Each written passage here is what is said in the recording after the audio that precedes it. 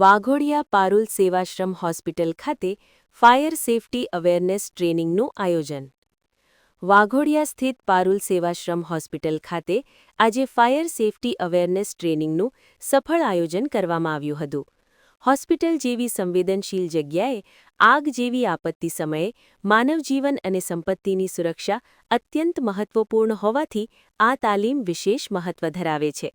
આ પ્રસંગે regional fire officer તેમજ ડેપ્યુટી આરએફ સહિત ફાયર બ્રિગેડની નિષ્ણાત ટીમ દ્વારા સ્ટાફને આગથી બચાવ, આગ લાગવાના મુખ્ય કારણો, તાત્કાલિક પ્રતિભાવ કેવી રીતે આપવો, ફાયર એક્સ્ટિંગ્વિશરનો યોગ્ય ઉપયોગ તથા ઇમરજન્સી ઇવેક્યુએશનની પ્રાયોગિક માહિતી આપવામાં આવી હતી.